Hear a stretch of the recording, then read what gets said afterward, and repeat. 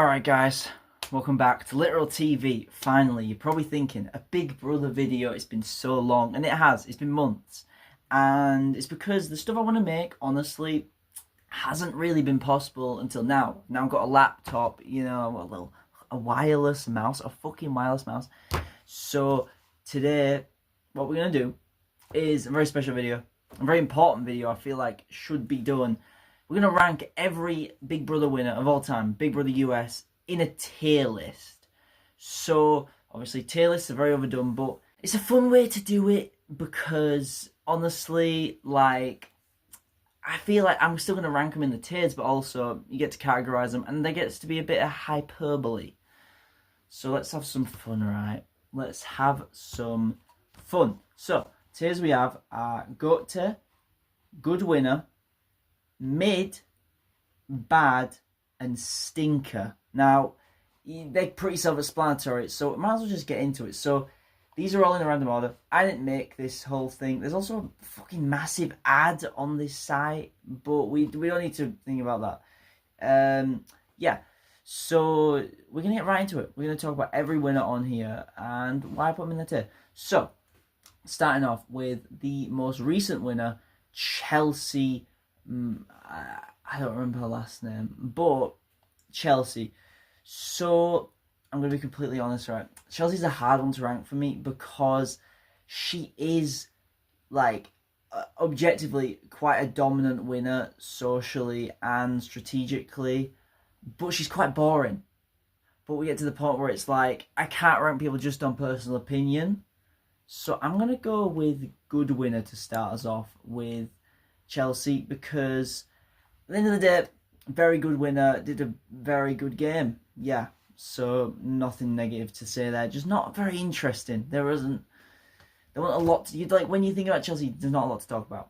Anyway, next up, Eddie McGee. All right, this is the stupid one because he won a public vote season, so he has to automatically go in Stinker because he won a public vote season. I actually haven't seen season 1, but he didn't win like a normal season, and it's a shame because what I have seen of Eddie, he seems cool, he seems interesting.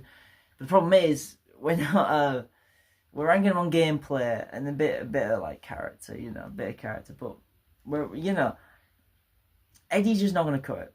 Anyway, next up, someone that I've wanted to talk about for a while, so I'm going to take the opportunity. Andy Heron, and he's going to go in GOAT tier off the bat.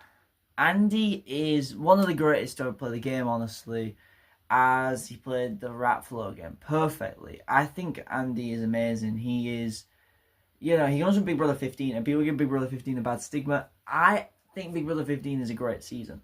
I think, you can look at it and think a lot of things happened on it where they're not fun to watch in hindsight, but Andy won, very good winner, and I think people always have negative things to say about everyone on that season, but Andy came out of it looking less bad than a lot of that cast.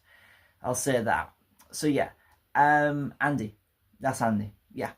So, next up, we have Maggie, and Maggie's a tough one as well because she played quite a dominant game, but it was a split house season, so it's kind of like she didn't dominate everything because it was split house, but her side was fully doing what she wanted, and I think she showed more impressive strategic plays than Chelsea, so I'm going to have to put her at the top of Good Winner. And that brings us to Derek. So, okay, Derek's a tough one for me because I'm going to say it, Derek's overrated. As a winner, he is overrated, in my opinion. I think he's very good. I think he is obviously better than these two. Obviously better than Eddie. But with Andy, it's like I don't think he's better than Andy. I wouldn't put him above Andy. But I think Derek does have to go in GOAT tier because he really innovated the game in terms of the boring gameplay of mainly the early 20s, but the late 10s were affected by it as well. And he played a great social game, the strategic game. But can I get this ad off? Oh, I've got rid of the ad. Oh my god. But he, the thing is I he didn't face enough adversity for me to really look at him and think, so I'm with Derek. But maybe it's because he set himself up so well. And that's the thing is, you don't have to face adversity to be a good winner. You can just avoid the adversity because you're a good winner. You know what I mean? Yeah. So, I don't think he's better than Andy, though. I think Andy played a risky game. So, yeah. Anyway, next up. Rachel Riley, I hate to say it, is a bad winner. Oh, it's hard because she could easily go in stinker. I think she has to go in bad.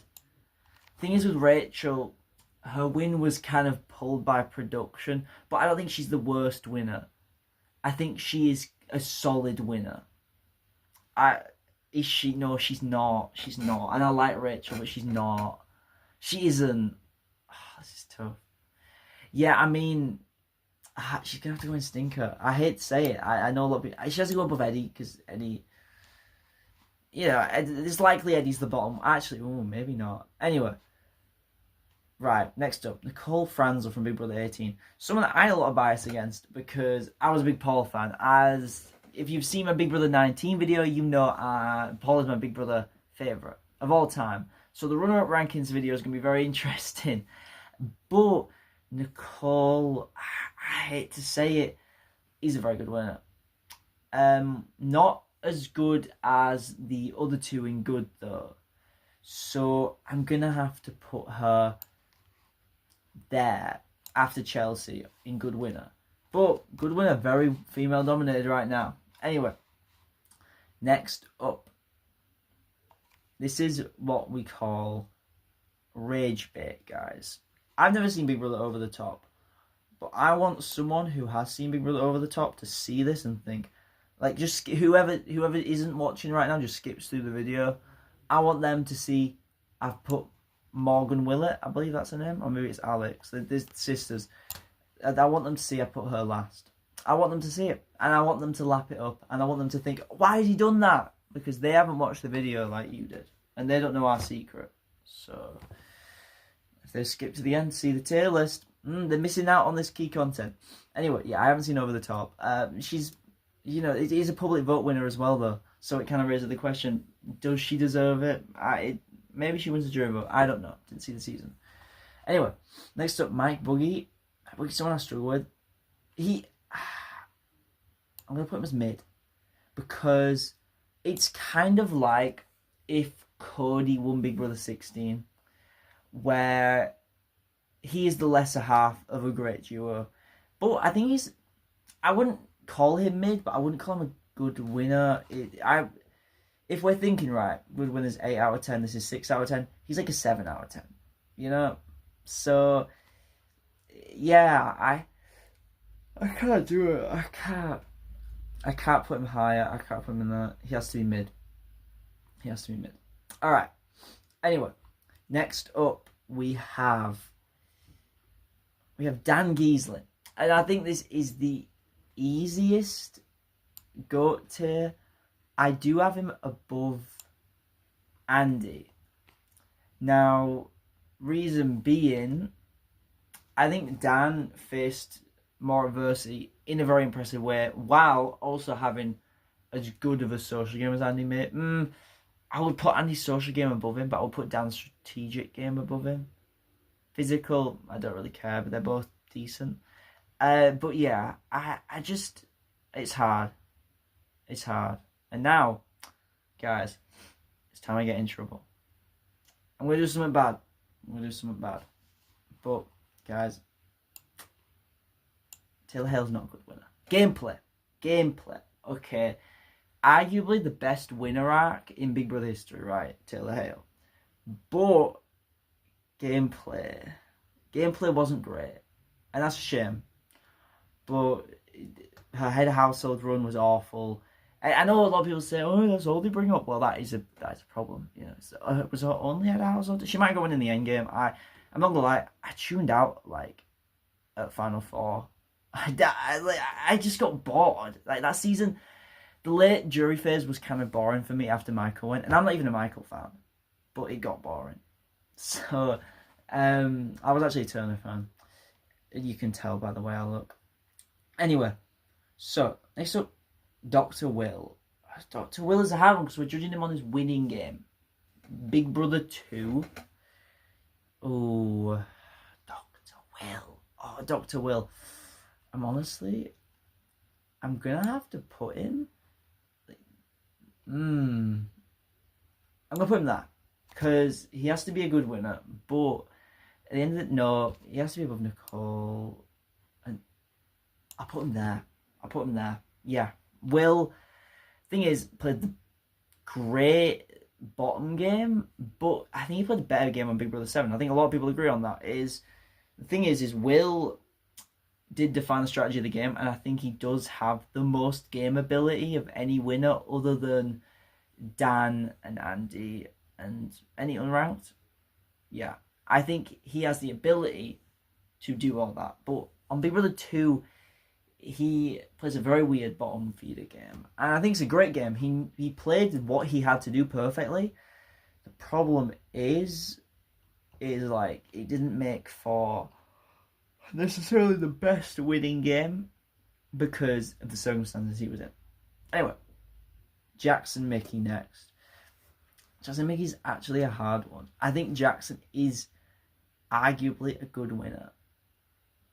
I'm gonna put him in mid because I think the issue with Jackson is a lack of like highlights apart from the final five. The final five was really impressive just from like a psychology standpoint, just of like listening on a conversation. And I really like that move, and I think that lying is underrated in people. Like straight up lying about something that just never happened is underused. That's the right term. Underutilized move, and I think Jackson did it in a really good way. I don't know. I think Jackson is a solid winner. I don't want to put him in good because I don't think he had the safety or the dominance socially and strategically that the other people in good winner did. And also, he did rely on comps, unlike a Dr. Will. So, yeah. All right. Next up, Steve Moses. Steve's hard because I think Steve is a good winner, but he's played a very weird game. Oh, Steve, you did play a very weird game. Oh, it's hard. I'm going to put him in bottom mid because I can't put him in bad. He played the game he wanted to play very well, but the game he wanted to play was very subtle and relied on a lot of things going right. So it's hard. I can't like put him in good winner because there's a very easy chance he's like a forgotten runner-up or third place if Vanessa wins Final Head Household. But yeah, I think he is a good winner in the circumstances, but it was a high chance it failed due to a comp, not just social strategic plays. It was a comp at the end of the day.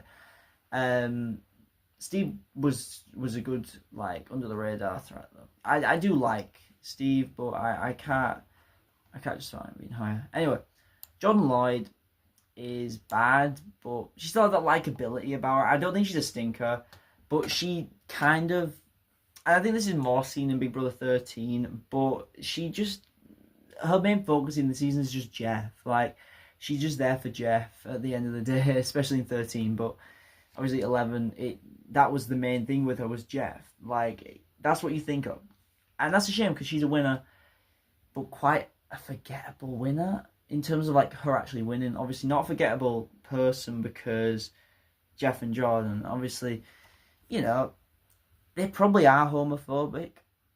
Well, Jeff is obviously. Who knows about Jordan? Maybe Jordan is a woke queen. She's probably not. Anyway, actually, there's probably clips from the feeds actually. There's a lot of shit from Big Brother 11 feeds. Anyway, Lisa Donahue, it's a hard one because she's not good, but she's not awful. She just didn't do a ton, so I'm gonna put her in mid, below Steve because her taking over from the dominant player was not intentional in the way that Steve's was. You know, like Steve took that person out. Not Vanessa. Oh my god, Lisa just kind of, you know, ended up at the end, and people hated Danielle because of her diary rooms. Her diary rooms, not like, not anything happened in the house. So that's hard to, because obviously Vanessa, oh my god, Lisa wouldn't see the diary rooms. So it's hard. Yeah, I can't put her in bad. Okay, Nicole Franzel Reindeer Games version now. This is very weird. How do I rank that? Mid, I guess. I guess she. Yeah, I guess she did solid. I like Nicole a lot on Reindeer Games, but it's not a lot to say here. It's not a lot to say. Alright. Anyway, next we're going to actually get into a hot take of mine. Watching Big Brother 9. Adam's actually a good winner. I'm going to say it. Adam's a good winner. I think him and Jackson are quite close in terms of having a really good social game. Like Adam didn't win a ton, but he constantly had everyone thinking he's a good guy. They can talk to him, and I think he has flaws. He's a flawed person because, you know, he's gone through withdrawals on the season. I'm pretty sure. There's a lot. Adam's a very complex character, and I think that obviously comes out with all the stuff that happened after the season as well. But yeah, Jackson and Adam are kind of close to me, but I think Adam didn't rely on comps and socially had more going for him. Alright. I think he lacks a big move though. I will say that. Okay. Now, Cody. This is controversial. I have him above Derek because, talking Big Brother 22, Cody played the most dominant game in Big Brother history. But it's an all-star season, and I count this with Big Brother 7 will. Like, you're coming in with pre-games, and everyone comes in with pre-games, which is why I don't really count it down too much. I think Cody's still a great player. I think he played a great game in Big Brother 22, and I don't discount his win because of that, as everyone has pre-games. But I think you can't put him above Andy and Dan for the sole fact he did get further because of those connections. But I really like Cody. I think he is quite likable in general, honestly. But we're talking gameplay as well. Very good player. Very good player. I think a lot of people underrate him because he has his moments of being boring. I don't think he's boring. But I think people kind of associate with it because he plays a very boring game. But he's a likable guy. Anyway, next we have Casey. I'm a big Tyler fan. I grew my hair because of Tyler. So, not because of, I just thought it looked cool. Anyway. So, that doesn't affect my ranking here. But, Casey's mid. Casey's not bad. Casey's mid. I would put Casey there. Because, didn't do a ton. But was just in alliance. Very physical towards the end, and did what was necessary. You know, like, kind of the basic winner game was Casey. You know, like, just straightforward, did what was needed. Alright. Yeah, there's not much to say with Casey, because I think that season was just Tyler's season, for me. That's for me. You see, we'll probably talk about Big Brother 20 at some point, because I like Big Brother 20. Big Brother 20. Anyway. Jag, honestly, Jag goes below everyone. Jag's really bad. Jag's a really bad winner. Just from the standpoint of, he won everything. He still didn't play the best game in the final two, but he won. He got evicted pre-jury as well.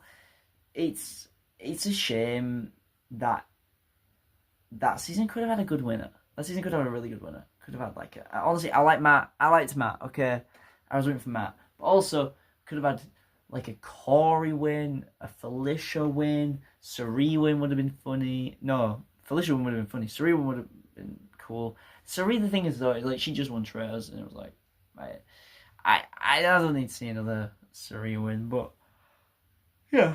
All right, so next, Ian. All right. Say it. Ian. I'll put him there. He's more clueless than Jordan. That's the thing. I don't I don't back the Ian Love. No, I like him as a person. Seems like a very nice person. Let me make that clear.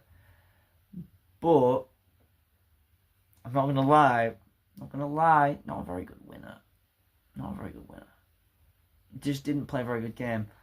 Very kind of underdog, unaware is my problem. Is unaware. He's more unaware than any other winner on this list. More delusional. Not delusional, but unaware. I don't want to say delusional. That sounds bad. I think Ian was a very heroic figure on this season, but he just came off a bit out of his depth a lot and had to be just carried through by like a Brittany or even a Dan at points. But even then, Dan wanted him out, and he just kept winning like vetoes when he needed to. So yeah, it's tough. Anyway, next up, Xavier. Xavier is the definition of a mid winner. He's going to go below Casey because I think the cookout faced less adversity than level 6. So, yeah, that's the thing with Xavier. I just think he's a very boring winner. I think he was part of the Alliance and played one of the worst games in the Alliance. Not as bad as Arza or Derek F. But, yeah, played one of the worst games in the Alliance and ended up winning. It's a shame. Honestly, Hannah is so overrated as well. I'm going to say it. I'm going to say it, right? But Tiffany and Kyland, they kind of carried the cookout through a lot of the important parts of the game. So, yeah, it's a shame that it was Xavier that won this. I think the cookout, listen, with the cookout, it's like, it's not something that is going to be like impactful for me, but if it's impactful for someone else, I do wish we at least got a good winner out of it. You know, that's my thing with it. But yeah. It's the same with Cody. That's the thing is like the committee, like we did get a good winner out of that. I don't. Because of 23, Xavier's just fine. Anyway, Drew. Drew's hard because I would say he like played one of the most average winner games like ever. But I think then you look at him and you're like, oh wait, he cut his girlfriend, right? This is my thing, right? He cut someone who was very close to for his personal game, and I think that is something that has to be attributed to a player and looked at as very impressive because you look at Casey, should have cut Tyler. You look at Xavier, honestly, shouldn't have necessarily stuck with the cookout, but got lucky. Did do it with Kylan, though. He did do that with Kylan. The cookout situation is complicated. Like, I don't want to say people shouldn't have stuck with it because, at the end of the day, it's like, it wasn't necessarily for game reasons, But, yeah, he did do that with Kylan, which does make him impressive. But I think the way Drew did it, where his choice, I mean, he still nearly lost, which is kind of crazy. Yeah, Drew, an interesting player. Very interesting player. And Drew and Diane kind of gets replayed in Big Brother Canada with John and Neda. That's right, John and Neda. Anyway, I haven't seen that season. Okay, next up, we have Junsong. June.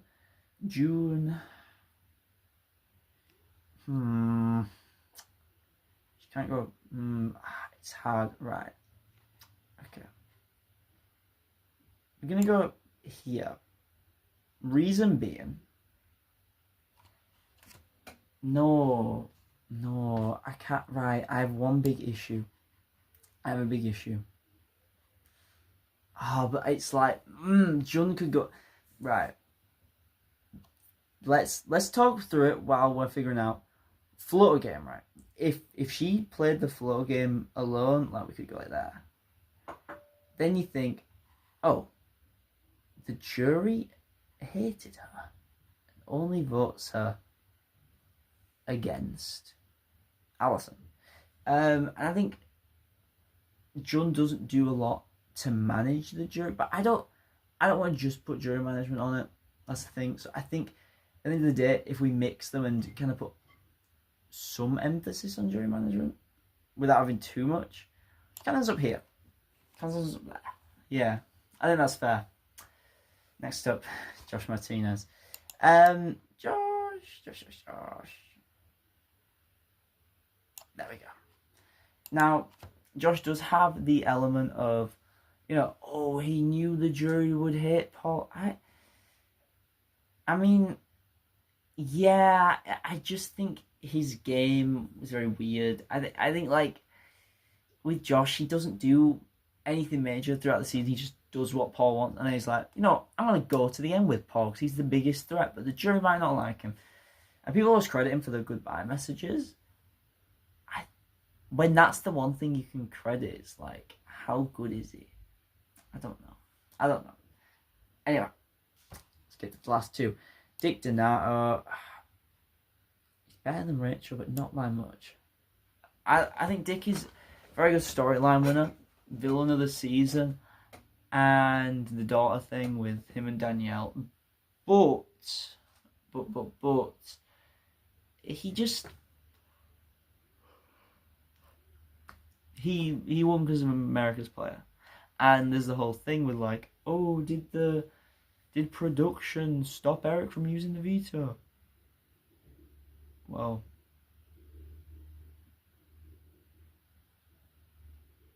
what the fuck is that noise?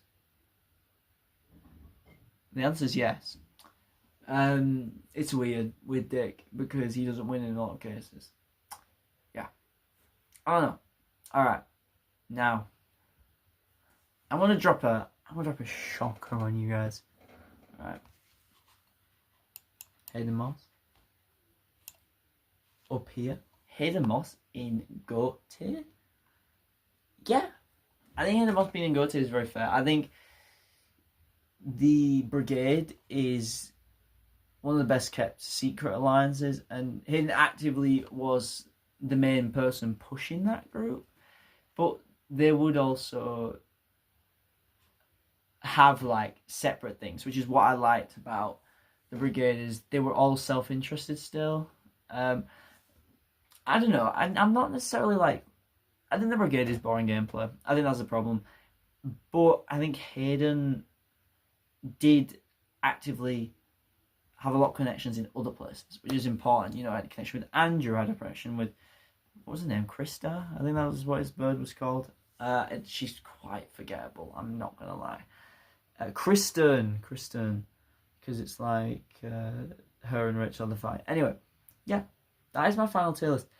I kind of... should I balance out the tiers? I should probably balance out the tiers. I should probably like... do that. And then do that. No... Yeah, that's right. But then, I think I'm gonna have to put Maggie there. Yeah, I'm fine with that. I'm comfortable with that. Yeah, let's leave it with that. Alright, thank you for watching this video on Literal TV. I hope you enjoyed it. Yeah, that's me. That's a wrap. Rappy rap.